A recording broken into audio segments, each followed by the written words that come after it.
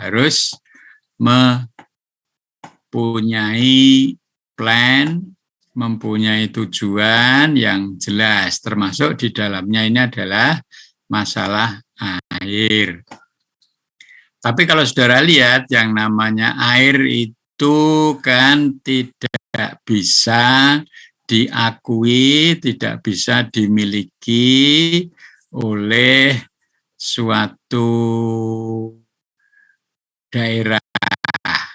Karena yang namanya air itu dinamis, air itu mengikuti siklus hidrologi, air itu tidak mengenal batas hidrologi, batas administrasi, ya, sehingga itu perlu juga untuk diatur. Nah, otonomi daerah di sini itu di dalam kaitannya dengan manajemen air itu adalah bahwa sepanjang air itu ada di wilayah itu, ada di kabupaten itu, maka itu menjadi tanggung jawab dari daerah itu. Jadi kalau daerah itu merupakan salah satu kabupaten, ya, maka air yang ada di kabupaten itu, sumbernya di kabupaten itu, yang menggunakan kabupaten itu, ya, maka itu kewenangannya penuh ada di kabupaten itu. Tetapi nanti kalau air itu sumbernya ada di kabupaten di atasnya, pemanfaatannya itu juga ada di kabupaten bawahnya, ya, maka kewenangan untuk memanage air itu tidak ada di kabupaten atas atau di kabupaten bawah. Jadi itu kewenangannya akan ditarik ke atas. Jadi kewenangan itu ada di provinsi, ya. Nah, kemudian ada sumber air di Kabupaten A, Provinsi A, kemudian yang menggunakan, yang menerima akibat buruk, banjir, itu ada di Kabupaten B, Provinsi B, maka itu sudah lintas provinsi. Nah, karena sudah lintas provinsi, maka kewenangan itu ditarik ke atas. Jadi itu kewenangan negara atau pemerintah pusat. Kemudian juga kalau antara Indonesia dengan negara lain, ya, di mana sumber airnya, hulunya ada di Indonesia, kemudian hilirnya ada di negara lain, maka itu juga dikoordinasikan oleh pemerintah pusat. Ya, itulah otonomi daerah kaitannya dengan manajemen sumber daya air. Kemudian juga tidak boleh dilupakan dalam hubungan sosial, hubungan budaya, maka kearifan-kearifan lokal itu harus dijaga. Ya, jadi misalnya bahwa air itu merupakan sumber atau sarana transportasi, ya, maka itu tidak boleh misalnya dibangun, ya, jembatan yang mana di bawahnya itu tidak bisa dilewati oleh transportasi air, ya. Jadi hal yang demikian itu masih tetap ada. Kemudian yang ketiga itu adanya potensi konflik. Nah, konflik ini banyak sekali, ya, kompleks sekali, ya, dan ini sangat dinamis, ya, konflik sosial, konflik ekonomi, konflik antar pengguna, konflik antara kabupaten, ya. Nah, kemudian untuk membantu itu semuanya, maka diperlukan pendekatan sistem. Nah, pendekatan sistem itu seperti apa? Ya, berarti kalau kita mengelola air dalam satu wilayah sungai, maka mau tidak mau yang terlewati, yang sumbernya dari situ, yang menerima akibat banjir, yang menerima manfaatnya, maka itu harus diselesaikan dengan sistem, ya. Oke. Suara saya tidak terputus-putus ya, Mas Julio? Lancar, Pak. Ya, oke, saya lanjutkan ya. Jadi nanti kalau tidak lancar saya diinterupsi ya. Nah, otonomi daerah itu apa? Ya. Jadi saudara bisa baca undang-undang tentang otonomi daerah. Baik itu kewenangan, kekuasaan, kewajiban, ya, dan seterusnya itu adalah bagian dari otonomi daerah, di mana beberapa hal urusan pemerintah pusat itu diserahkan ke pemerintah daerah. Jadi dalam hal ini desentralisasi tentang pengelolaan manajemen sumber daya air itu ada, ya. Jadi ini seperti sudah saya sampaikan di depan tadi, ya. Jadi sumber daya air ada di daerah itu, ada di kabupaten itu, yang menggunakan kabupaten itu, yang menerima akibat banjir itu daerah itu, maka ya daerah itulah yang bertanggung jawab untuk mengelola. Kemudian pemenang dan tanggung jawab daerah itu dalam memanage sumber daya air itu dasarnya adalah satuan wilayah sungai. Satuan wilayah sungai ini adalah batas hidrologi. Ya, jadi dulu kalau di hidrologi saudara sudah diberitahu adanya batas hidrologi. Batas hidrologi itu bisa meliputi beberapa kabupaten, bisa meliputi beberapa provinsi. Sedang lebih jauh lagi meliputi beberapa negara, ya, itu ada. Kemudian yang namanya wewenang dan tanggung jawab itu di dalam manajemen sumber daya air itu, ya, wilayah sungai itu merupakan bagian atau sebagian dari wilayah administrasi. Ya, itu ada, ya. Jadi satu das itu ada di dalam satu kabupaten, itu ada, ya.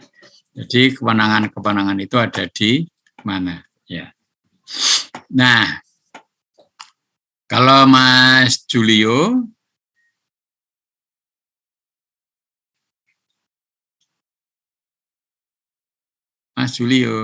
Baik, Pak.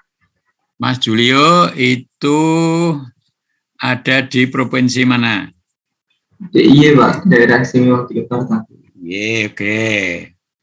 Kemudian tinggalnya di kota atau di Sleman atau di Bantul atau di mana? Di Kabupaten Gunung Kidul, Pak. Di Gunung Kidul, ya. Nah, sekarang adakah sungai di Gunung Kidul itu yang bermuara di sumbernya di Gunung Kidul, muaranya di Gunung Kidul, ada enggak?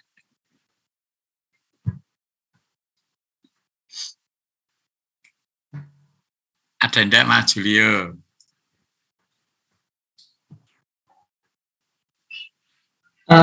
Harusnya ada sih, Pak. Soalnya ada kayak air terjun gitu, terus ada aliran ke pantai juga di Gunung Kidul. Ya, itu kan sungai kecil kan? Iya, Pak. Yang terjun di itu namanya apa? Sungai. Alah, namanya pantainya kan apa itu ya? Apa ya? Pantainya apa itu namanya yang airnya terjun di pantai. Di pantai itu terjun kan sungainya. Ya kan? Mas Julio? Mas Julio? Ini, Pak. Ya, pantainya namanya apa itu? Tapi nggak ada jalannya sempit sekali. Tapi mobil masih bisa masuk itu. Kurang tahu saya, Pak, malah, Pak. Belum ke sana. Atau pantai Jogan, Pak, ya? Lupa saya, Pak. Teman-teman saya doang yang pernah ke sana, Pak. Yang asli Gunung Kidul ada berapa nih selain Mas Julio? Sepertinya hanya saya, Pak. Oh ya, oke. Ya itu ada. Itu kan grojogan itu yang kalau bahasa Jawanya grojogan, kalau di bahasa Indonesia terjunan lah. Itu pantainya itu namanya apa? Jogan itu, Pak. Grojogan itu, Pak, ya. Iya, sepertinya, Pak. Ya, oke, ya. Saya pernah ke sana gitu ya. Memang sungainya kecil gitu ya. Kalau Sungai Oyo, tahu toh Sungai Oyo? Iya Pak, ada Pak. Ya, Sungai Oyo itu hulunya ada di Gunung Kidul semua, hulunya, ya kan? Kemudian hilirnya ada di, Kalau itu kayaknya nyebar deh Pak. ya. Jadi hilirnya Sungai Oyo itu kan ketemu Sungai Opa. Nah, pertemuannya itu kan ada di Bantul, ya. Jadi Sungai Oyo itu ya bukan kewenangannya Gunung Kidul, karena hilirnya ada di Bantul gitu, ya. Nah, kalau sungai seperti itu, maka yang mengelola adalah Provinsi DIY, gitu, ya. Oke, kalau Mbak Nuri di mana ini provinsinya, Nuri? Mbak Nuri, Di Jawa Tengah, Pak. Nuri Jawa Tengah. Ya, Jawa Tengah, kotanya Purworejo. Purworejo. Adakah sungai yang dimiliki oleh Purworejo hulunya dan hilirnya ada di Purworejo? Adakah? Sepertinya ada, Pak. Ada, ya, oke, ada beberapa itu ya. Yang sungainya kecil-kecil, ada yang besar. Nah, sekarang sungai yang hulunya itu dibuat bendungan sekarang ini namanya adalah Sungai apa? Bogowonto, Mas. Purworejonya di mana tuh Mas? Itu di Di Nuri. Mboro, Pak. Ya, Di Mboro. Mboro itu. Iya, itu agak bawah ya. Iya. Ya, kalau yang mana itu bener itu kan atas. Ya, oke. Ya, jadi hulunya di daerah bener itu ya. Nah, karena itu juga melintasi hulunya ada di kabupaten lain ada enggak? Oke, nanti dilihat ya Mas ya. Itu Iya, Pak. apakah benar sungai yang ada di Purworejo itu semuanya ada di Purworejo dari hulu sampai hilirnya. Apakah ada hulunya di kabupaten lain? Karena Purworejo itu di bawah. Ya. Artinya yang dekat laut gitu ya.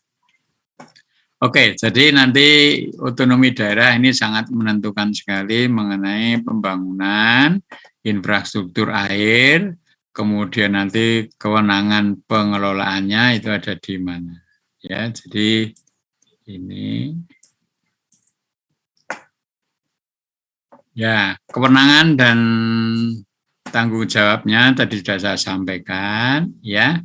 Jadi kalau di Kulon Progo itu misalnya Sungai Serang ya, Sungai Serang itu hulu sampai ke hilirnya itu ada di Kabupaten Kulon Progo ya. Jadi kewenangannya ada di pemerintah daerah Kulon Progo ya. Kemudian yang provinsi ini lintas kabupaten dan pemerintah pusat itu lintas provinsi, bisa juga lintas negara dan juga itu merupakan wilayah-wilayah sungai yang strategis ya. Ini semuanya di bawah kendali kewenangan pemerintah pusat. Ini dalam masa otonomi daerah. Nah, sekarang kalau kita lihat yang kedua itu kearifan lokal. Jadi kearifan lokal itu apa? Ini tetap harus kita pelajari ya. Jadi kearifan lokal bahwa tradisi dan adat itu apa ya? Bahwa tradisi itu adalah substansi dari ucapan maupun praktek-praktek kehidupan sehari-hari pada suatu kelompok masyarakat. mereka mempunyai kearifan sendiri terhadap sumber daya air, ya. Sehingga kalau mereka sudah punya tradisi dan adat, ini akan membentuk perilaku hidup sehari-hari pada masyarakat itu, ya. Nah, ini biasanya mereka menjunjung tinggi tentang hikmah kebijaksanaannya itu seperti apa. Jadi di situ nanti akan ada hukum adat, akan ada ketua adat, akan ada perayaan tradisi dan seterusnya, itu yang terkait dengan air itu ada di masing-masing wilayah yang ada di Indonesia ini, ya. Nah, ini kalau kita lihat misalnya di Bali. Ada yang dari Bali, Mas Julio?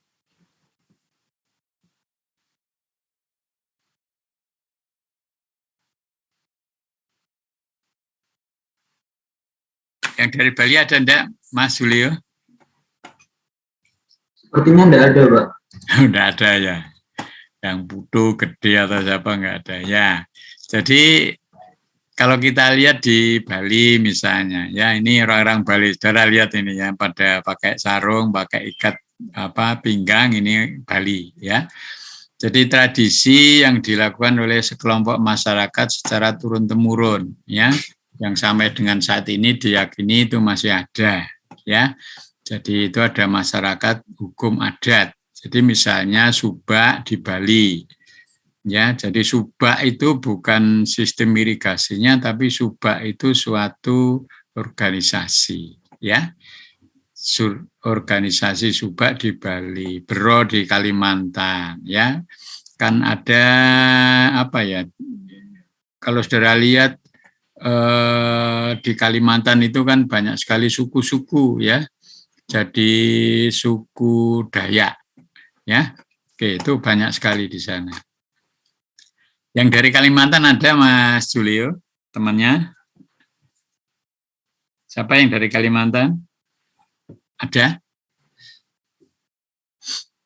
Nah, tidak ada yang aku, ya. Mas Julio tahu nggak, kalau di Pulau Jawa ini suku Jawa atau jumlah suku ada berapa, Mas Julio?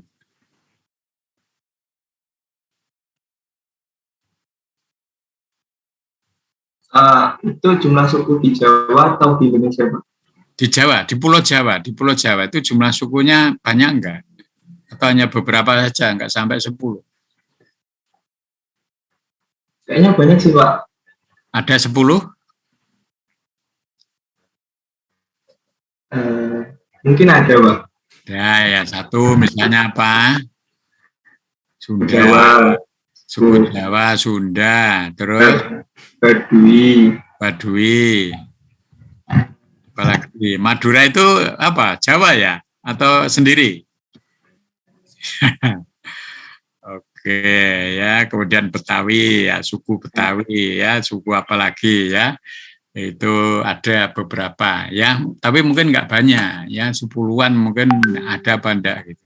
Tapi kalau Mas Julio pergi ke Kalimantan, ya, suku-suku di Kalimantan itu banyak sekali, ya. Berapa puluh itu ada, ya. Yang namanya Dayak itu saja banyak sekali, ya. Suku Dayak itu banyak sekali, ya. Oke, jadi mereka punya tradisi sendiri-sendiri dalam hal pengelolaan sumber daya air. Nah, kemudian kalau kita lihat kearifan lokal, misalnya dalam hal pengelolaan hutan, ya, pengelolaan hutan, tanah, dan air, ya, itu misalnya di Sumatera Barat, ya, ada Rimbu larangan, ada Banda larangan, ada Tabe, dan seterusnya, ya. Jadi ini banyak sekali di mana Sumatera Barat itu, ya. Jadi itu kearifan lokal yang ada di sana. Oke. Nah, kemudian kalau kita lihat tradisi, ya, kaitannya dengan ini apa, suku Melayu, ya. Jadi ini ada beberapa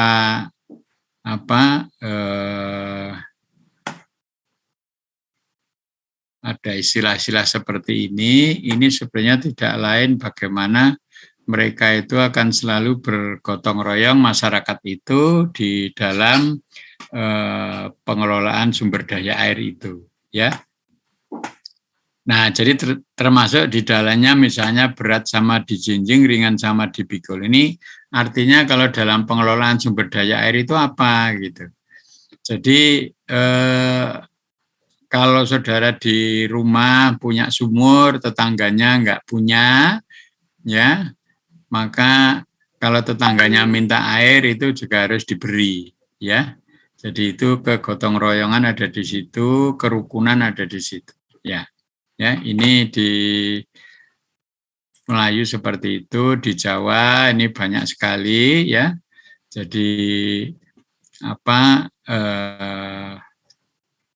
kaitannya dengan pengelolaan air. Ini masing-masing ada, ya. Nanti dicari saja. Jadi misalnya apa ojo dumeh gitu ya. Jadi kalau Mas Julio tahu ojo dumeh itu apa, ya.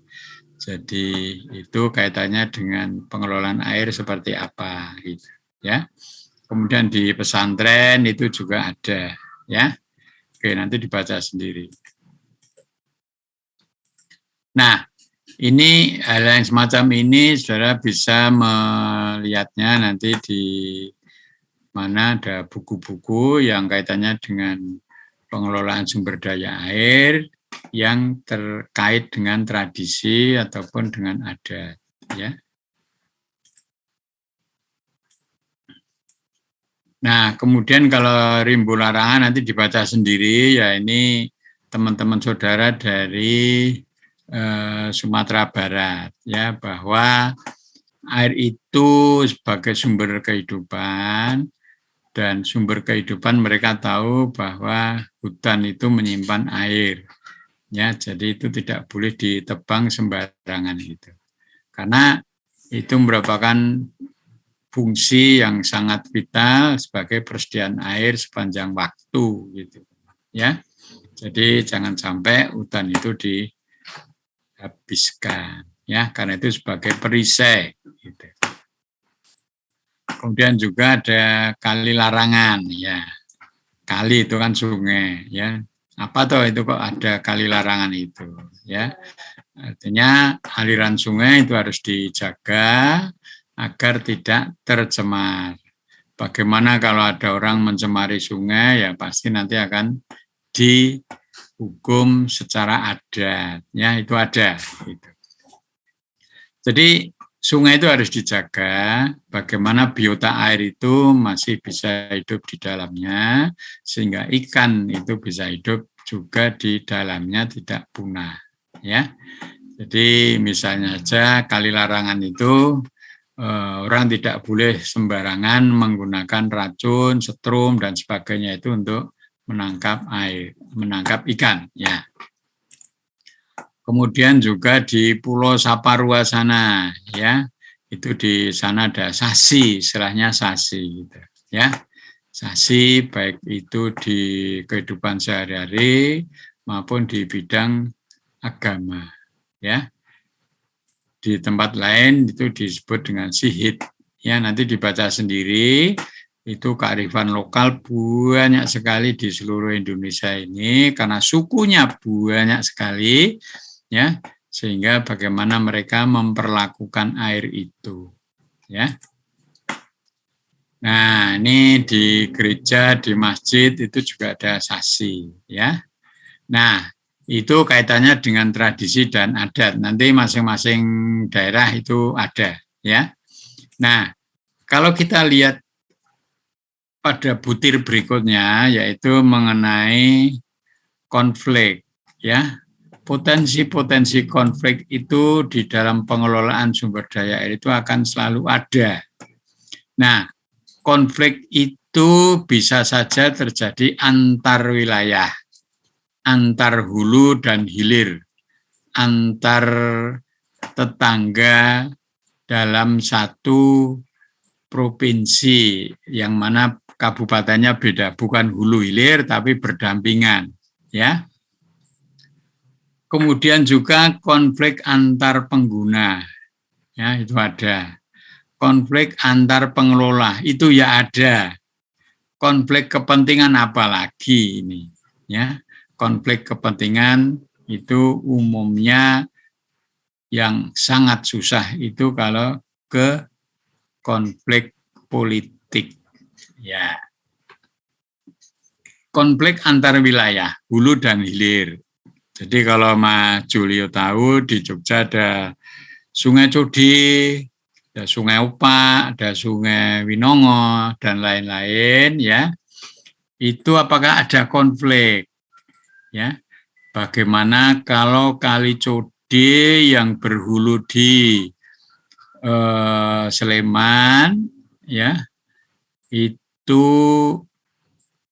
harus ya digunakan dengan kota dan Bantul. Ya, sehingga tidak bisa Kali Codi itu dikelola oleh Sleman saja, dikelola oleh Jogja saja atau oleh Bantul saja.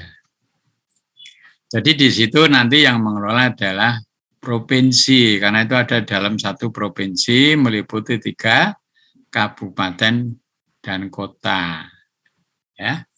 Jadi 2 kabupaten, 2 kota. Nah, kalau itu tidak dikoordinasikan dengan baik, bisa menimbulkan konflik.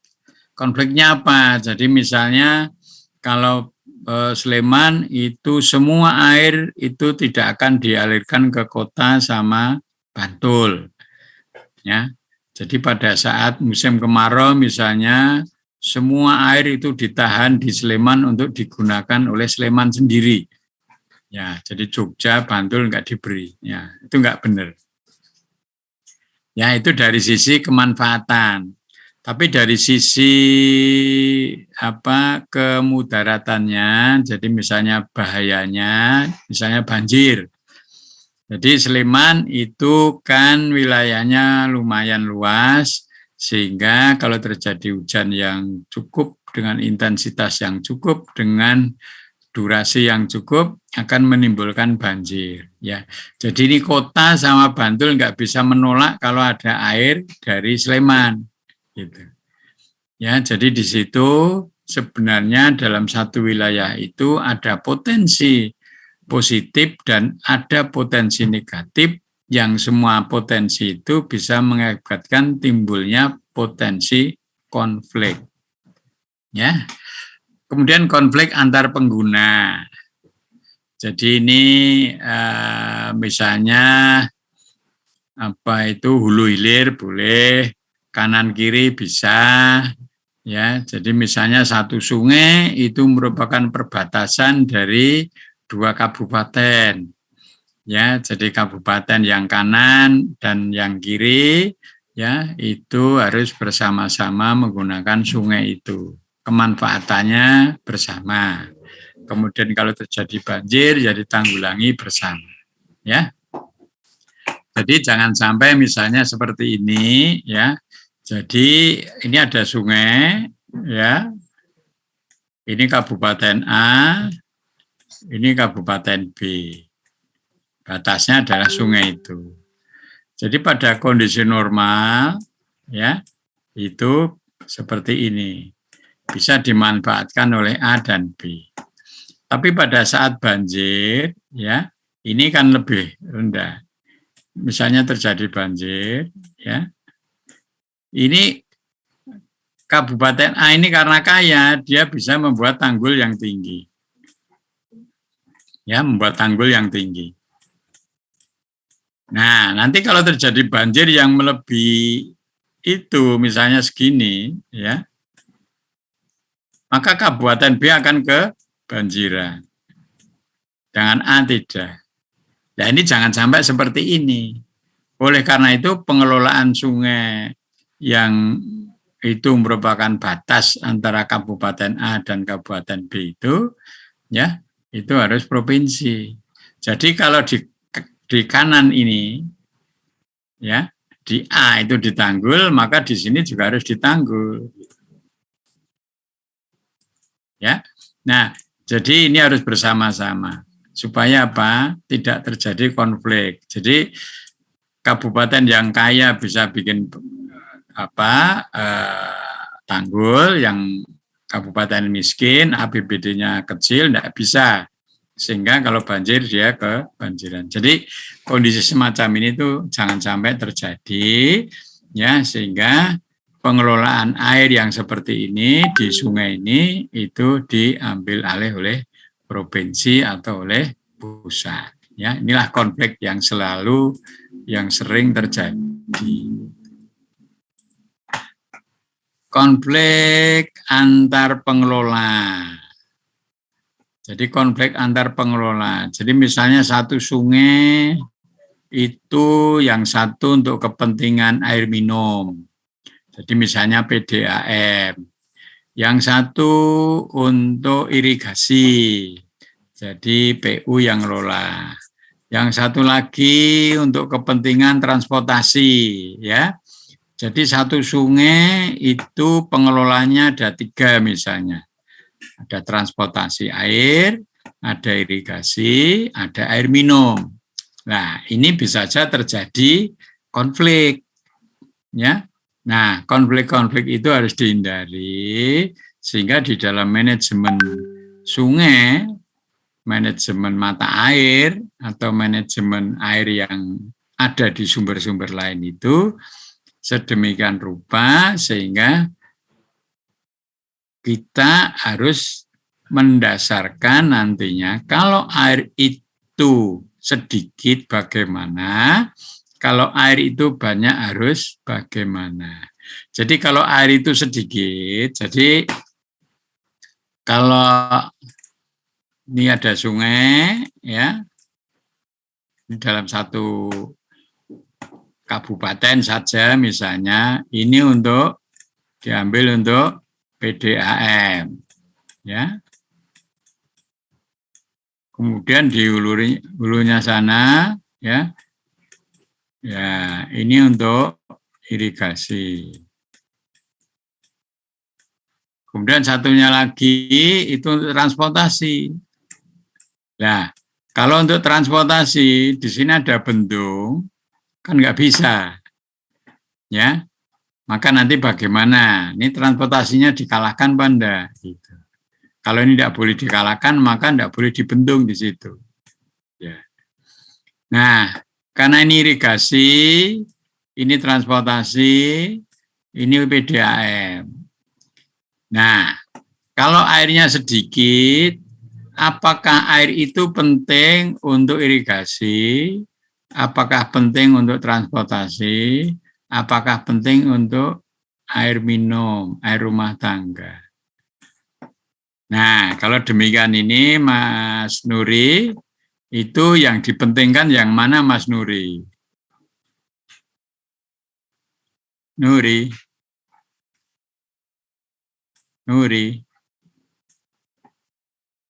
Oh, enggak kedengaran ini. Ya, Mas Julio?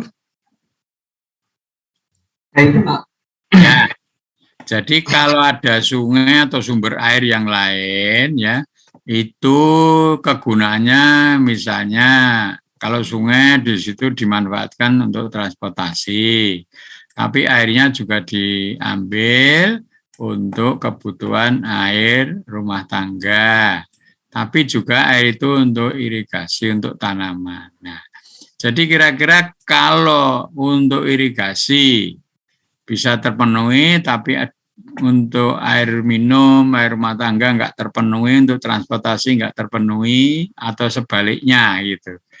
Maka kalau kondisi semacam ini, ya, itu yang diutamakan yang mana, Mas Julio? Dari saya sih sebenarnya sama-sama penting, tapi mungkin mengutamakan yang buat kebutuhan rumah tangga itu, Pak. Ya, nah jadi itu juga ada aturannya. Jadi dibikin aturan bahwa nantinya itu harus ada apa? Skala prioritas, ya. Skala prioritas itu dalam peraturan, ya. Jadi skala prioritas itu harus ada. Jadi kalau air itu hanya sedikit, ya, padahal air itu sangat vital untuk air rumah tangga, ya, maka kebutuhan yang lain-lain itu diabaikan dulu, gitu. Karena kalau kebutuhan rumah tangga nggak dipenuhi, orangnya mati misalnya. Ya, tanamannya hidup, ya, transportasinya jalan, tapi orangnya pada mati misalnya. Ya, ekstrimnya seperti itu. Ya, jadi itu harus ada skala prioritas. Jadi nanti di dalam manajemen itu, ya, mungkin nanti Pak Rahmat itu ada skala prioritas. Ya, jadi bagaimana nanti sumber air itu skala prioritasnya untuk air rumah tangga. Kemudian berikutnya itu untuk transport atau untuk irigasi, Mas Julio? Irigasi, Pak. Ya, tentunya untuk irigasi dan yang terakhir transportasi, ya. Jadi itu ada skala-skala prioritas seperti itu, ya. Jadi inilah perlunya pengaturan air itu agar tidak menimbulkan konflik, ya. Nah, itu adalah konflik antar pengguna. Konflik antar pengelola juga bisa, konflik kepentingan juga bisa, ya. Jadi misalnya ada apa itu, ya ini hanya untuk kampanye saja misalnya gitu ya, bahwa nanti si A karena dari daerah itu ingin membangun daerah itu karena dia pengen apa itu istilahnya suara ya. Nah, ini dia bisa memanfaatkan sumber air itu. Nanti kalau saya menang, saya terpilih, maka sumber air itu akan saya beri jalan. Misalnya begitu, ya. Nah, yang lain juga mengklaim seperti itu ya. Jadi bisa menjadi konflik kepentingan dalam bidang politik, ya. Kemudian konflik yang lain lagi ya itu konflik antar fungsi, ya. Konflik antar fungsi itu kan air itu bisa bernilai ekonomi, air itu mempunyai pengaruh dalam bidang sosial budaya, air itu harus dilestarikan. Nah, jadi ini fungsi. Kalau kita mengutamakan air itu fungsi ekonomi, jadi misalnya ada air di situ itu untuk kepentingan ekonomi. Jadi misalnya untuk usaha-usaha cuci motor misalnya, ya. Kemudian yang sosial budaya itu misalnya untuk mandi. Kemudian yang lingkungan itu air harus dijaga, ya.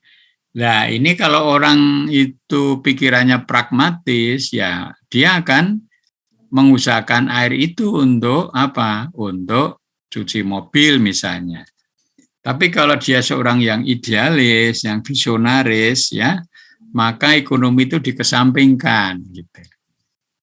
Ya, jadi ini bisa menimbulkan konflik. Itu konflik antar fungsi lah. Sekarang di dalam fungsi itu sendiri konflik antar sektor, ya, dalam fungsi ekonomi, ya.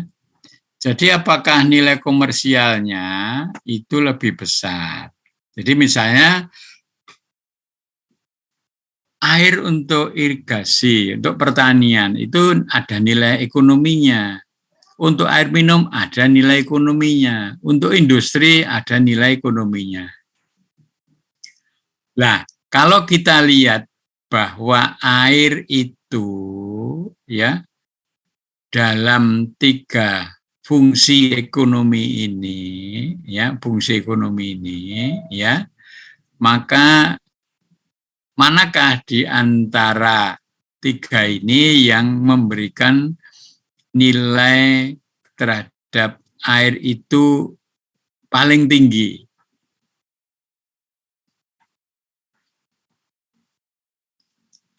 Kira-kira Mbak Nikita yang mana yang paling tinggi? Nikita. Iya, Pak. Ya. Tergantung apanya, Pak? Ya? Tergantung apanya, tinggi atau enggaknya. Nah, ya nilai ekonominya. Jadi kalau air misalnya 1 liter. 1 liter itu ya, itu akan menggerakkan industri menghasilkan apa? Akan menggerakkan pertanian untuk apa? Menggerakkan orang karena ada air minum 1 liter, sama-sama 1 liter lah. Itu fungsi ekonominya yang paling tinggi yang mana? Yang industri bukannya, Pak? Ya, Jadi kalau Mbak Nikita katanya untuk industri, ya. Untuk Mas Julio? Sama Pak, nilai ekonomi paling tinggi industri. Untuk industri juga, ya. Jadi memang yang namanya nilai komersial air itu, ya untuk industri itu tinggi, dan untuk pertanian itu rendah. Saudara ingat bahwasanya air untuk irigasi itu gratis, ya. Air untuk irigasi itu gratis. Tapi air untuk air minum itu ada nilai tambahnya, tapi masih dikendalikan oleh pemerintah dengan tarif yang tidak bisa ditetapkan sendiri oleh PDAM. Kemudian untuk industri, ya, ini adalah yang paling tinggi nilai komersialnya, gitu. Ya, karena tanpa air proses industri nggak jalan. Ya, jadi sebenarnya sama.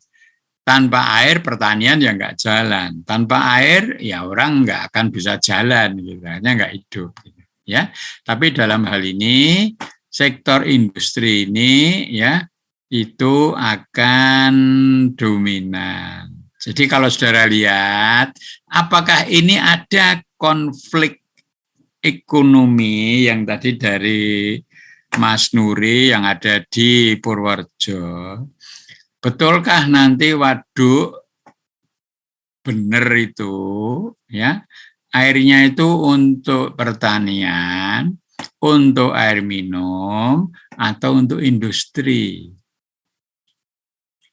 Nah, nanti kamu lihat ya Mas Nuri ya. Jadi sebenarnya pembangunan waduk itu utamanya airnya itu untuk keperluan industri atau untuk pertanian atau air minum. Jadi nanti saudara lihat perkembangan industri di Purworejo itu seperti apa. Kemudian yang namanya jumlah penduduk yang menggunakan air bersih dari PDAM itu berapa. Kemudian wilayah pertanian di Purworejo itu apakah sangat membutuhkan air yang begitu banyak dan seterusnya. Jadi nanti di situ bisa dikaji kira-kira kalau sekarang ya nanti di ekonomi teknik ya, saudara akan bicara nanti di ekonomi teknik bagaimana membangun waduk itu kalau duitnya utang ya, maka dalam kurun waktu sekian puluh tahun harus dikembalikan. Nah, kalau untuk mengembalikan itu berarti pembangunan waduk itu harus menghasilkan nantinya kalau sudah beroperasi, itu ada nilai-nilai ekonomi yang bisa mencicil, bisa membayar hutangnya itu.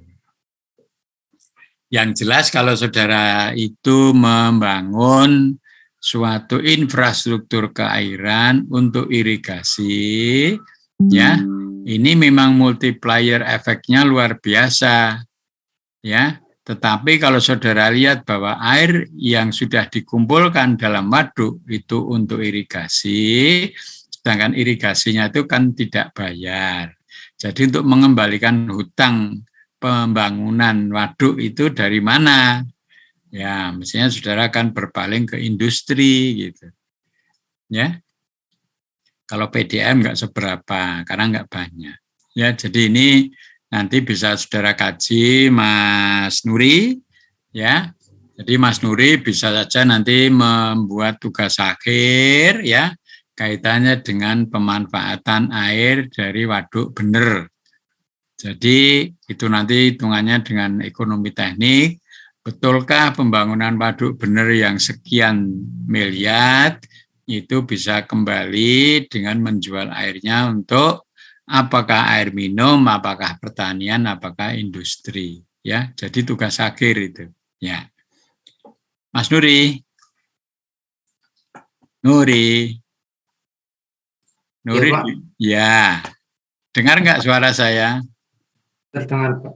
Ya, oke ya. Jadi Mas Nuri nanti bisa membuat tugas akhir ya kalau mau itu katanya nanti dengan nilai ekonomi teknik. Jadi apa ya? misalnya pengaruh operasi waduk terhadap apa nanti ya, terhadap percepatan pengembalian hutang ya, misalnya gitu. Itu bisa nanti dengan ekonomi tadi ya, tapi silakan saja nanti seperti apa. Kemudian pendekatan sistem ya. Jadi pendekatan sistem ini itu bagaimana untuk pengelolaan sumber daya air itu.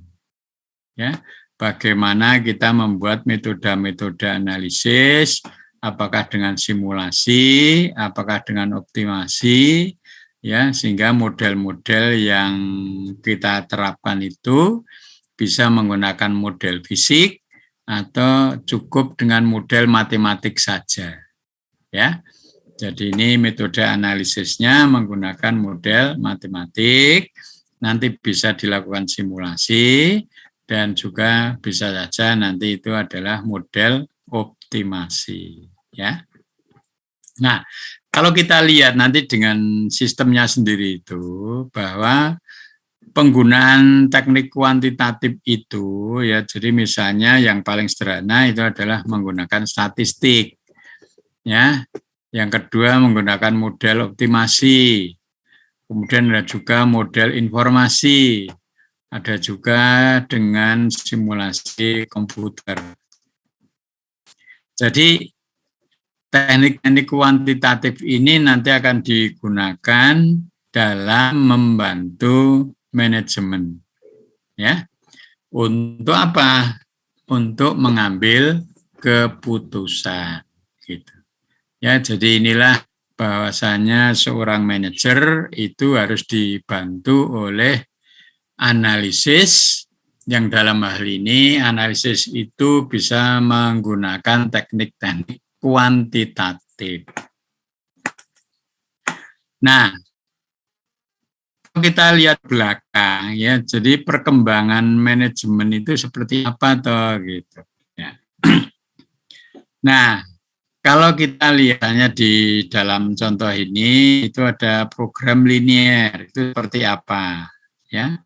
Jadi program linear itu digunakan untuk membantu pengambil kebijakan pengalokasian sumber daya, misalnya seperti itu ya, program linear. Kemudian analisis jalur kritis ya. Jadi ini biasanya digunakan untuk jalur kritis ini katanya dengan waktu. Jadi ini nanti saudara saya kira di manajemen konstruksi ada ya, jalur kritis itu seperti apa. Ya. Jadi tidak boleh ada pekerjaan yang dilalui oleh jalur kritis itu untuk mundur, molor, tidak boleh. Karena itu nanti akan mengakibatkan jalur kritis itu terganggu, ya. Jadi bagaimana membangun waduk itu supaya cepat, ya, bisa beroperasi, ya. Tentu saja nanti dalam pembangunannya harus dipikirkan adanya jalur kritis ini.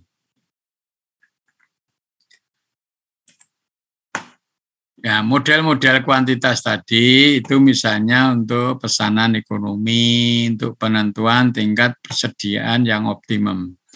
Jadi kalau saudara sebagai seorang jadi misalnya saudara komoditas apa begitu ya. Jadi untuk optimasi gudang saudara ya. Jadi optimasi gudang saudara berarti saudara harus mengingat antara supply dan demand, ya, supaya barangnya tidak tersimpan terlalu lama sehingga menjadi jelek, atau juga gudangnya selalu kosong sehingga tidak bisa melayani pesanan pelanggan, ya. Jadi gudang itu sirkulasinya harus cepat, mampu menampung dan tidak pernah kelebihan, juga tidak pernah kekurangan. Ya, ini saudara di dalam perdagangan seperti itu. Ya. Nah, kemudian kalau kita lihat di dalam pendekatan sistem itu sebenarnya kalau kita tengok ke belakang, ya, jadi setelah Perang Dunia Kedua itu, ya, teknik kuantitatif itu berkembang sangat cepat sekali. Karena apa? Karena teknik kuantitatif itulah yang paling efektif untuk menyelesaikan persoalan-persoalan militer tadinya itu, ya, persoalan-persoalan militer. Nah, persoalan-persoalan militer itu kan dia harus gerak cepat, ya, biayanya murah, yang mati sedikit, ya, itu semuanya adalah teori-teori kuantitatif yang dalam hal ini adalah optimasi, gitu. Nah, itu mulai diaplikasikan pada bisnis, terutama adalah dalam bisnis air misalnya, ya. Jadi dalam manajemen sumber daya air itu seperti apa. Nah, pada Perang Dunia Kedua itu selesai, ya. Setelah Perang Dunia Kedua itu selesai, ya. Dan jauh sebelum itu kan yang namanya industri itu kan jalan. Industri kapal, industri pesawat, industri mobil, industri sepeda motor, ya. Itu di Amerika ada yang namanya Ford Motor itu, ya, Ford Motor Company. Ya. Nah, di dalam Ford Motor itu yang tadinya tidak bisa memasarkan dengan baik, maka banyak sekali karena para jenderal-jenderal perwira-perwira militer itu yang pensiun, kemudian masuk ke Ford Motor ini. Nah, para jenderal itu menerapkan teori-teori di dalam peperangan itu, semuanya harus efisien, efektif, cepat waktunya, ya, segera bisa mensuplai, bisa segera menghentikan apa yang menjadi kebutuhan masyarakat itu. Ya, dengan menggunakan metode statistik dan model kuantitatif untuk memperbaiki pengambilan keputusan yang ada di Ford Motor. Sehingga pada waktu itu Ford menjadi jaya kembali akibat jasa dari para perwira militer dalam perdagangan itu, yang mana aslinya adalah dari teori-teori peperangan. Ya, model-model perang kan seperti itu, ya. Nah, dari sini kira-kira ada yang mau tanya tidak?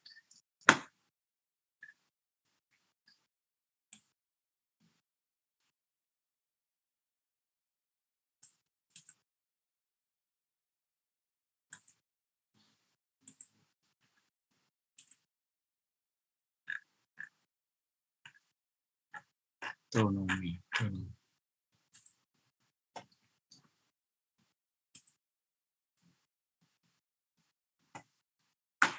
Nah, sekarang kaitannya dengan saya kembali ke otonomi daerah. Ya. Ini jumlah mahasiswanya totalnya berapa, Mas Julio? Ini yang masuk 52.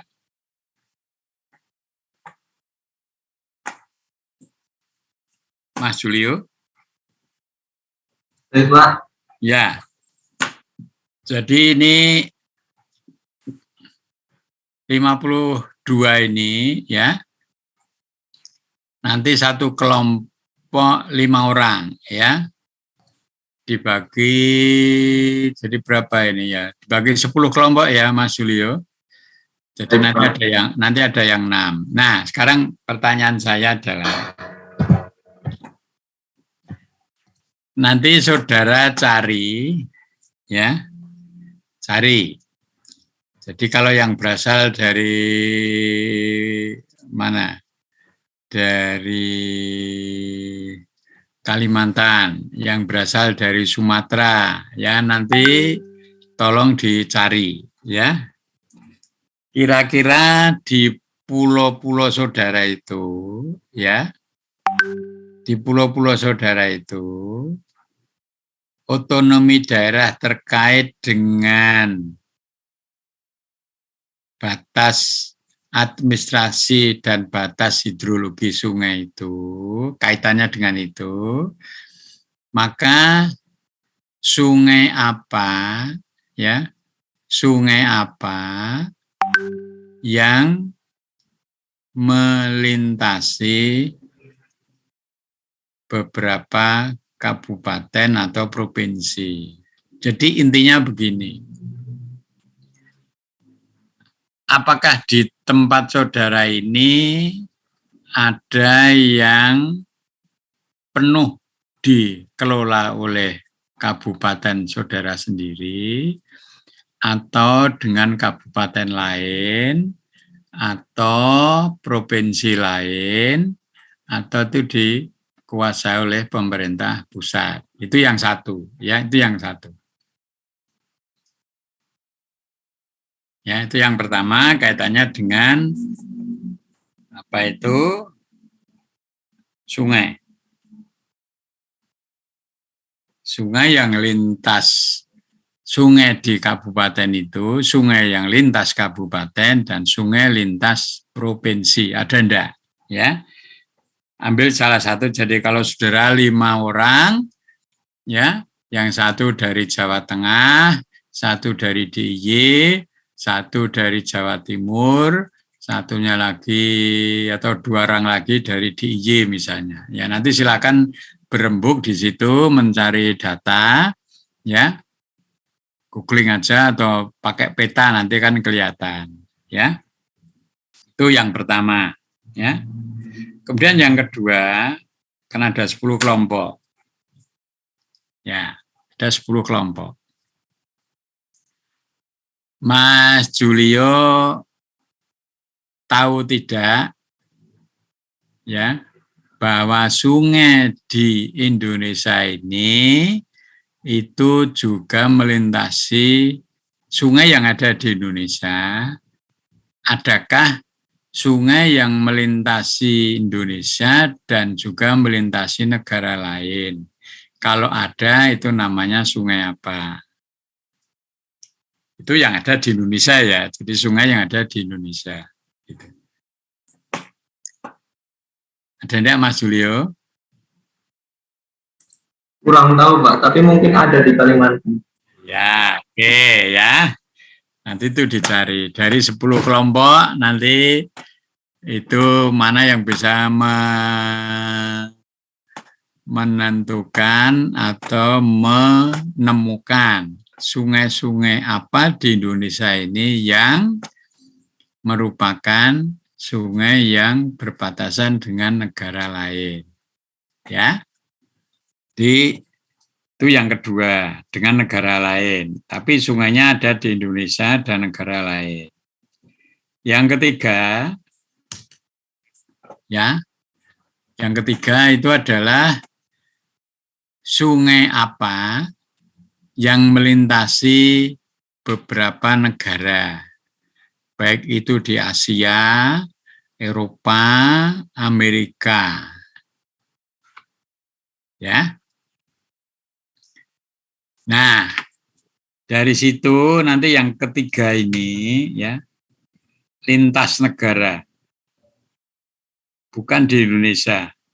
Sungai lintas negara bukan di Indonesia, itu di benua Asia, di benua Eropa, di benua Amerika. Ya, ada 3 itu, Amerika, Asia, Afrika satu lagi. Eropa, Asia, Afrika, sama Amerika. Ya. Kalau Australia kan satu negara. Ya. Jadi tidak, Australia tidak. Jadi sungai-sungai itu namanya apa?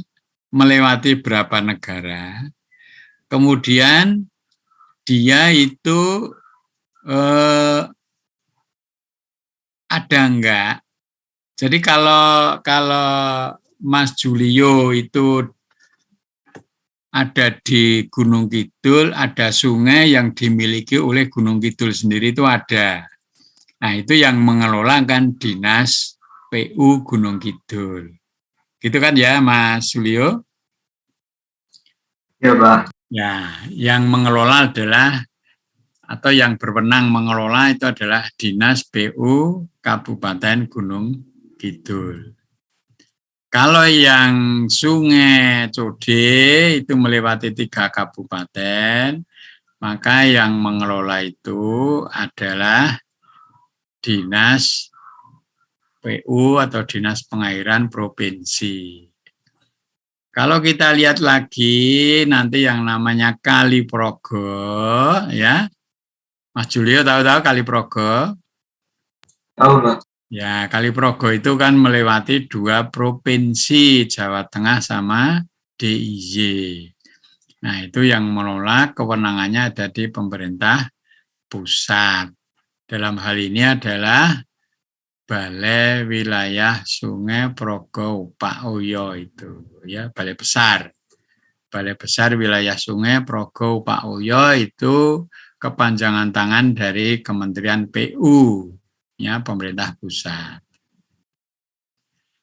Nah, itu pengelolanya. Lah sekarang kalau di luar negeri itu di Eropa, Asia, Amerika, ya, Amerika Latin, ya itu kan banyak, ya. Di Afrika, ya, ada beberapa sungai yang melewati beberapa negara. Maka yang diberi kewenangan itu siapa?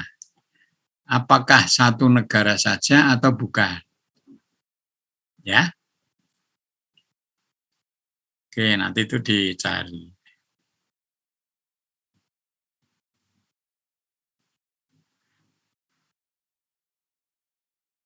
Itu ya, Mas.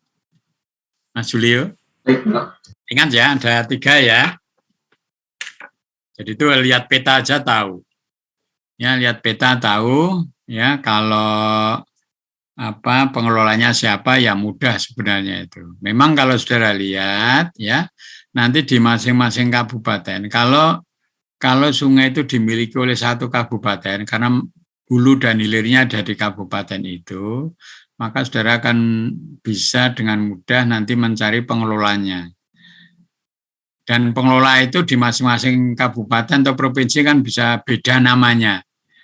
Jadi kalau di Kabupaten A misalnya itu adalah Dinas Pengairan, di tempat lain adalah Dinas Sumber Daya Air, di tempat lain adalah Dinas PU dan Perumahan Rakyat, di tempat lain kabupaten lain ada Dinas Sumber Daya Air dan Pantai misalnya, ya, itu ada yang semacam itu. Jadi nanti bisa beda-beda.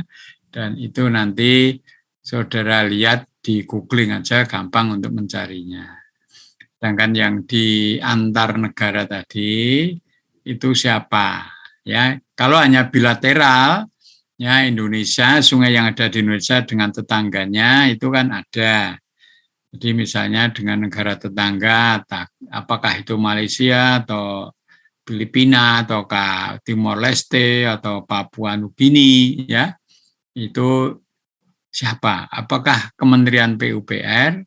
Apakah Kementerian Dalam Negeri yang mengurusi? Apakah Kementerian Luar Negeri? Ataukah siapa?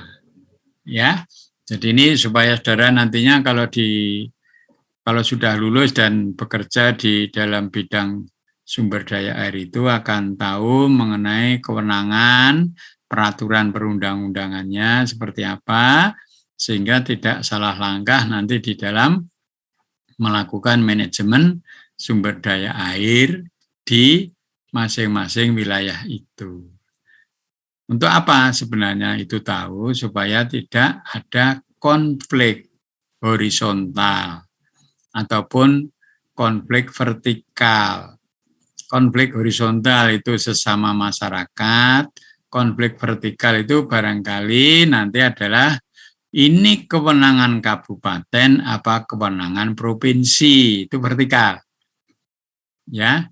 Jadi ada kasus-kasus misalnya kalau untuk kepentingan ya air itu kan bisa dipakai untuk wisata.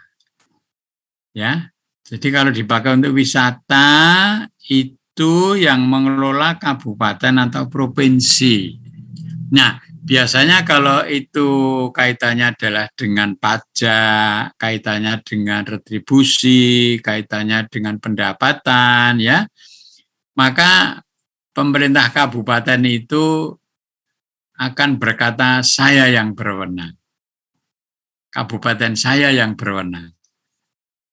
Itu dari sisi kemanfaatan sumber daya air. Nah, sekarang kalau kita lihat dalam kenyataannya, bahwa sumber daya air itu tidak hanya nilai manfaatnya saja, tapi potensi mudaratnya, potensi bencananya juga ada.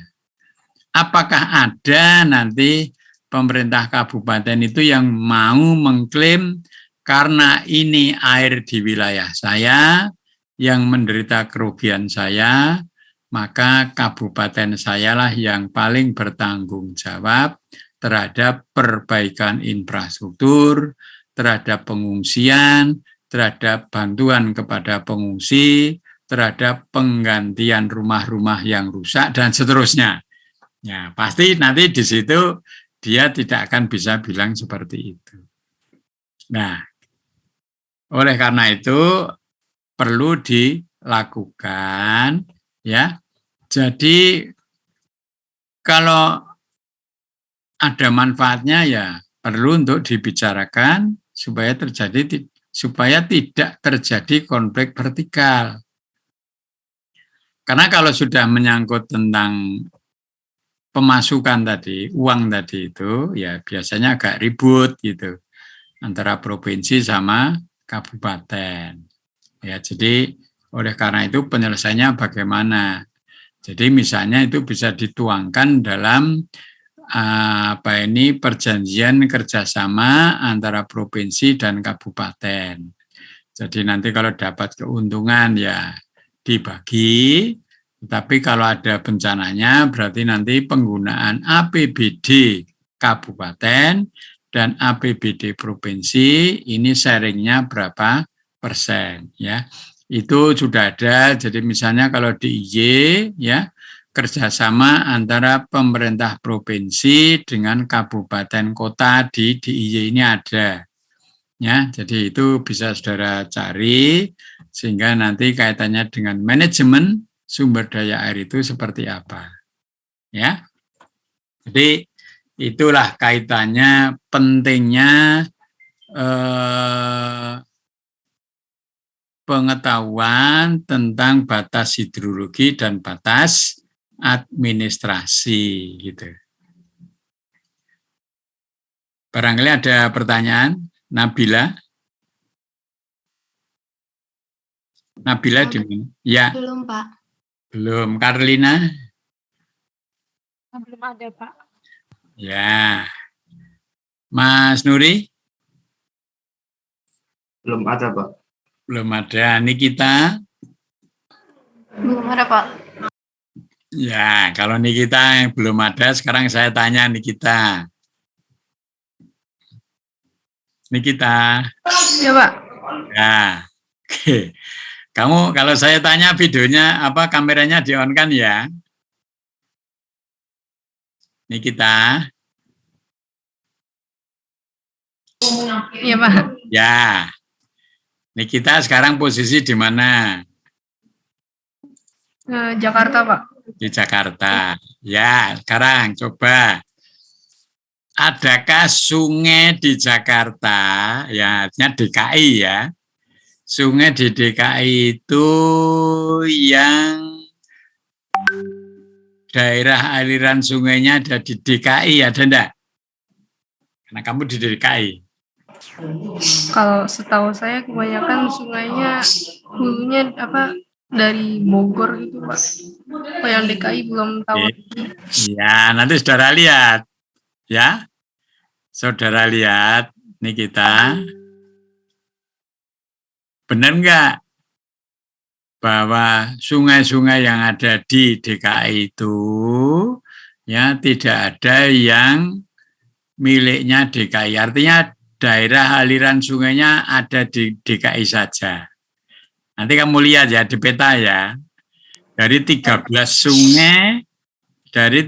sungai yang mengalir di DKI itu, adakah salah satu, salah dua, atau salah banyak dari 13 itu yang dasnya itu di dalam DKI? Ya? Ya, baik, Pak. Nah, jadi kalau 13 itu ada yang miliknya DKI sendiri, ada yang hulunya ada di Jawa Barat. Ada kan? Nah, kalau ada di Jawa Barat atau di Bogor atau di Tangerang atau di mana itu berarti lintas provinsi karena DKI kan provinsi. Ya, jadi misalnya DKI dengan Bogor itu artinya sudah lintas provinsi karena Bogor miliknya ada di Jawa Barat. Artinya lintas provinsi, jadi kewenangannya ada di pemerintah pusat, ya. Nah, pemerintah pusat dalam hal ini adakah di situ yang namanya BBWS, ya? BBWS, Balai Besar Wilayah Sungai apa? Ada namanya. Nanti kamu cari ya, ini kita. Ya, ini sudah menjadi apa tugasnya tadi kan masuk ke situ. Tinggal nanti berapa orang, 5 orang tadi siapa temennya gitu, ya. Nah, kalau di sungai-sungai di DKI itu, adakah yang lintas negara? Ada nih kita? Kalau dilihat di peta sih harusnya nggak ada, Pak. Nggak ada, ya memang tidak ada. Ya, memang tidak ada. Karang Chandra, Chandra Tri. Chandra mana Chandra? Chandra. Ini kalau saya panggil nggak nyaut, saya coret loh ya, nggak ikut kuliah berarti. Ya, Chandra. Sekali lagi Chandra. Chandra Tri. Chandra Tri, ini kan direkam, jadi akan tahu siapa yang nggak nongol-nongol ini. Chandra berarti nggak ada ini ya, jadi hanya menyalakan komputernya aja ini, Chandra ya, oke. Deva, Deva mana Deva?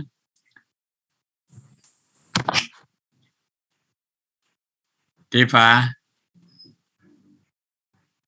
Ya, Deva. Ya, Deva ada. Ya, jadi Chandra nggak ada. Saya coret gitu ya. Deva di mana posisi sekarang? Saya di Jogja, Pak. Oh, di Jogja. Ya. Di Jogja kotanya ya? Di Sleman. Ya, ya. Jadi ini karena kaitannya dengan apa ya, administrasi. Jadi ya jangan bilang Jogja ya. Sleman ya Sleman gitu ya. Oke. Deva di Sleman. Ya. Di Sleman ada sungai apa saja yang dimiliki oleh Sleman sendiri? Ada enggak? Deva? Ada enggak? Kali Kuning. Sungai yang dimiliki sepenuhnya oleh Sleman. Kalau Sungai Kuning itu Sleman bukan ya, Pak? Dimiliki Sleman ya? Iya, pertanyaan saya, Ada, Pak. adakah sungai yang dimiliki oleh Sleman sendiri? Ada. Ada? Benar? Oke, nanti dilihat di peta ya. Deva? Deva? Iya, Pak. Oke, ya. Jadi dilihat, Sleman akan ada di atas, ya. Di provinsi DIY ini kan Sleman ada di atas. Adakah Sleman itu Berarti pantainya? dikelola dimiliki oleh provinsi ya, Pak? Nah, makanya itu ya. Jadi dipikir dulu baru menjawab. Itu ya, Deva. Baik, Pak. Ya. Sekarang Rifki. Rifki mana Rifki Bimo? Hadir, Pak. Ya, oke. Rifki Bimo. Posisi di mana Rifki? Di Sleman, Pak. Oh, Sleman sama. Ya, oke. Siapa ini? Aditya. Oke, Mas. Karena sama Sleman. Aditya. Aditya. Aditya. Aditya mana? Aditya. Lagi menghidupkan kamera, Pak. Ya, oke. Kamu posisi di mana, Aditya? Sekarang di Sleman juga, Pak. Oh, sama. Nah, ini kok banyak Slemannya nih. Sleman. Chandra, siapa tadi? Deva ya Sleman. Ya. Karena saudara bertiga itu Sleman semua, nggak boleh satu rombongan ya. Nah, nanti nggak ngerti ya, nggak boleh satu kelompok ya, karena banyak. Oke, sekarang Celia. Ya Pak, sebentar mau hidupin kamera dulu. Ya, oke. Celia, Ya Pak, posisimu di mana Celia? lagi di Jogja Pak. Oh, di Jogja juga ya. Oke, ya ini saya Jogja. Oke, nggak jadi kalau gitu. Akila di mana Akila? Akila. Oh iya Pak, sebentar Pak. Ya, ayo. Akila. Mana Akila? Akila di mana? Saya sekarang lagi itu Pak, di Blora Pak. Di Blora. Ya, kameramu di on kan? Iya Pak, ini sedang saya on kan. Akila di Blora, ayo. Mana kameramu? Ya, Akila di Blora. Ya. Iya Pak. Blora itu ibu kotanya Grobogan ya? Bukan Pak. Bukan. Masih itu Pak, di Blora itu Pak, Jawa Tengah Pak. Oh ya, di Blora. Ya, kalau Grobogan itu Purwodadi ya. Oke. Iya. Nah, sekarang di Blora itu adakah Blora itu punya pantai enggak? Nggak ada Pak. Enggak ada.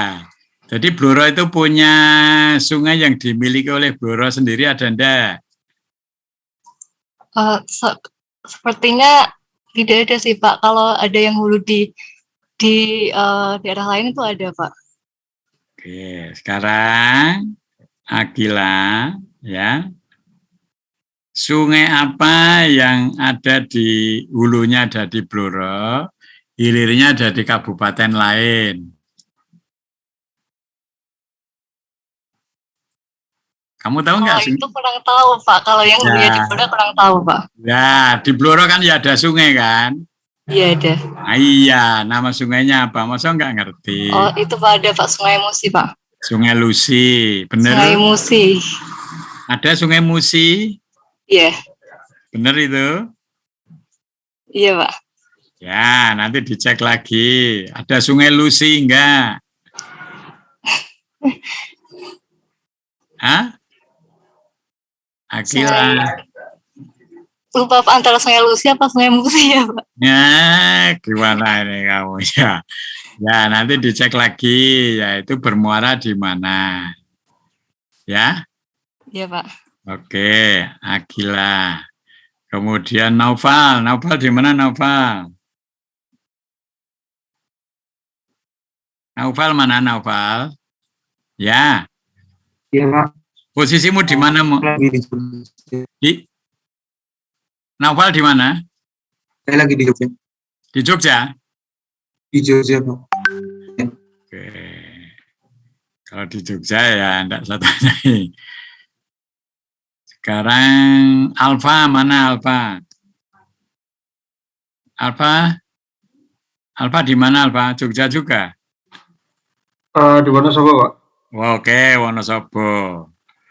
Nah, oke Wonosobo. Wonosobo punya pantai? Tidak, Pak. Alfa? Tidak, Pak. Tidak punya pantai Wonosobo. Tidak punya pantai.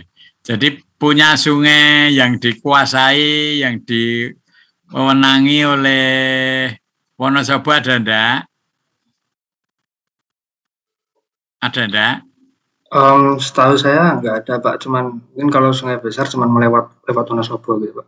Hulunya di Wonosobo gitu. Wonosobo kan nggak punya pantai. Jadi punya sungai yang dimiliki oleh Wonosobo sendiri ada enggak? Setahu saya mungkin kalau sungai besar seperti sungai Serayu atau Bukowoto Pertanyaan saya itu dijawab dulu tadi. Kurang tahu, Pak. Kurang tahu ya. Lalu sungai apa yang hulunya di Wonosobo, hilirnya di kabupaten lain? Sungai apa? Mungkin Sungai Serayu atau Sungai Bogowonto, Pak. Sungai Serayu atau Bogowonto? Benar itu Bogowonto? Iya, Pak. Nah, ini katanya dengan siapa tadi? Yang dari Purworejo tadi, si siapa? Nuri ya, Nuri. Nuri. Nuri. Ya, Pak. Ya, di-on-kan kameranya. Nuri. Ya. Nuri. Ya. Nuri sama Alfa ya. Jadi kalau Alfa tadi katanya Bogowonto itu ada di sana. Jangan Bogowonto itu hilirnya ada di tempatnya Nuri kan? Iya, Pak. Betul? Betul. Nah, coba nanti dilihat lagi ya. Benar enggak Bogowonto itu melewati Wonosobo sama Purworejo? Ya, jadi Alfa sama Nuri ya. Itu nanti bisa satu kelompok, yang 3 nanti minta yang lain ya, kelompok yang lain ya. Alfa sama Nuri satu kelompok ya. Gitu ya. Oke. Nah, sekarang yang ada di siapa? Sahis. Sahis di mana nih Sahisnu? Saya Sleman, Pak. Oh, Sleman lagi ya. Di Sleman banyak sekali ya. Aldo?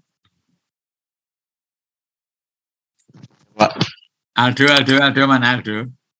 Ya, Pak. Aldo di mana kamu, Mas? Saya dari Bogor, Pak. Di Bogor. Bogor. Oh ya. Jadi karena kamu Bogor, nanti jadi satu dengan siapa tadi? Yang Jakarta tadi? Yang Jakarta tadi siapa?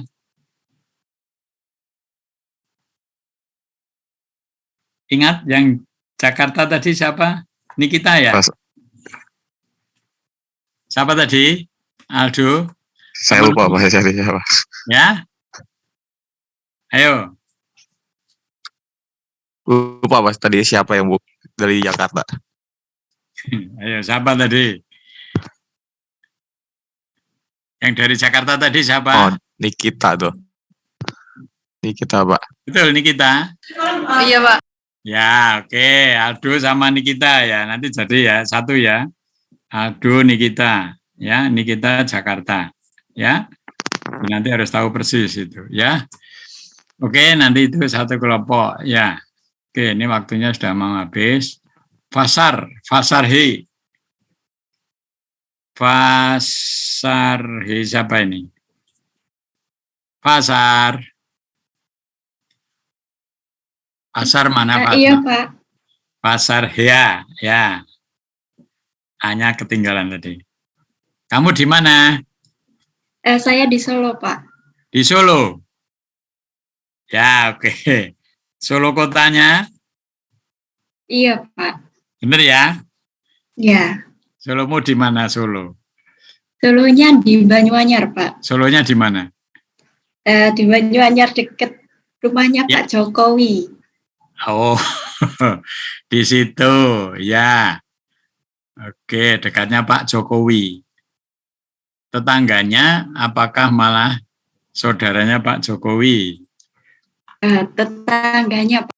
Oh, tetangganya. Ya, oke. Di Solo ada sungai yang dikuasai oleh Solo sendiri. Setahu saya ada, Pak. Apa? Kalau tidak salah Kali PP. Kali PP itu terus muaranya kemana toh? Itu dari Tirtonadi, terus nanti muaranya saya kurang tahu, Pak. Nah, ya jadi nanti dilihat petanya ya, peta sungai kan ada. Ya, karena pelajarannya itu sumber daya air, manajemen sumber daya air, ya kalian harus tahu itu sungai-sungai minimal yang ada di daerahnya sendiri. Kamu tahu nggak Kali PP itu hulunya ada di mana? kurang tahu itu Pak. Nah, ya makanya itu dicari.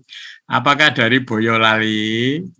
Apakah hanya dari Jogja, Solo saja?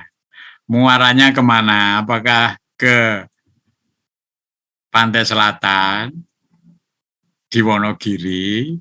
Apakah ke pantai utara? Ya, kamu cari ya bahasanya.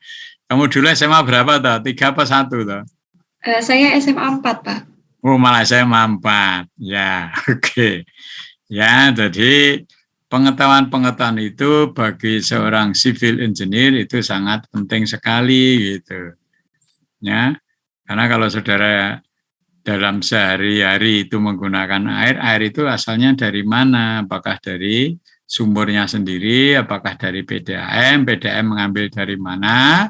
Kemudian kalau saudara itu menggunakan air itu untuk industri atau untuk yang lain itu jadi harus tahu gitu. Gitu ya Pak Sar ya, ternyata dari Solo SMA 4. Oke. Temanmu yang dari Solo siapa aja? Nih, kamu harus nunjuk sekarang. Temanmu yang dari Solo. Rifki Fadilah Pak. Rizky? Rifki Fadilah. Oh, Rifki. Tadi di undang-undang nggak keluar ya? Rifki mana Rifki? Rifki. Iya Pak, sebentar. Fadilah, ya. Rifki. Ya. Kamu dari Solo juga? Asal saya Karanganyar Pak sebenarnya. Nah, terus? Sekarang posisinya di mana? Masih di Karanganyar Pak, cuman sekolahnya dulu di Solo gitu Pak. Oh, SMA 4? SMA 1 Pak. SMA 1, ya. Jadi bukan Solo, Pasar ya. Ya, Rifki itu dari Karanganyar. Nah, sekarang ada enggak? Rifki, di Karanganyar itu ada sungai yang dimiliki oleh Karanganyar sendiri, ada enggak? Sepemahaman saya kurang tahu sendiri Pak. Oh, lah itu artinya nggak paham karena nggak tahu. Ya. Ya, ada sungai di Karanganyar. Kamu Karanganyarnya mana, Thomas? Di Tasikmadu, Pak. Oh, Tasikmadu. Ya, Tasikmadu, ya. Oke, ada sungai enggak itu di dekat Tasikmadu? Ada enggak? Kalau untuk sungai besarnya tidak ada, Pak. Tidak ada? Ya, Pak. Sungai kecilnya ada enggak? Rifki nih. Ya. Jadi Bapak dulu kerjanya atau sekarang kerjanya di pabrik gula? Oh, mboten, Pak. Oh, Tasikmadu sudah enggak giling lagi ya? Iya, Pak, sudah tidak, Pak. Oh, udah almarhum, ya. Oke. Berarti kalau gitu ini warga ini Mangkunegaran. Ya, baik. Jadi itu tolong diperhatikan ya bahwa saudara hidup itu kan butuh air, jadi harus mengenali kotanya sendiri. Ya, saudara di sipil ya harus tahu tentang airnya yang ada di kotanya masing-masing itu seperti apa. Ya. Jadi kalau Rifki sama Fasar ya itu di rumah menggunakan air PDAM atau air sumur. Rifki. Kalau saya PDAM, Pak. PDAM, Fasar ya? Saya juga PDAM, Pak. Nah itu PDAM-nya di mana? Jadi kan harus tahu itu, ya. Apakah yang di Solo itu mengambil air PDAM-nya dari Klaten atau bukan, ya. Jadi nanti akan tahu seluk-beluk, ya. Nanti kalau saudara misalnya suatu saat misalnya setelah lulus ternyata jadi direktur PDAM Solo misalnya itu Pasar ya. Jadi itu semua kan harus tahu sumber airnya dari mana untuk memenuhi kebutuhan air minum, air rumah tangga di kota Solo itu harus ngerti, ya. Baik kalau gitu ini waktunya sudah habis dan nanti kita lanjutkan ke minggu depan. Jangan lupa tadi mencari sungai yang ada di wilayahnya sendiri, di kotanya sendiri, yang itu berbagi dengan provinsi lain dan atau dengan kabupaten lain juga sungai yang itu batasan atau meliputi 2 negara atau beberapa negara. Saya kira itu ya, Mas Julio. Pak. Ya, baik. Oke, bisa saya akhiri ya. Terima kasih. Ya, saudara. Ya.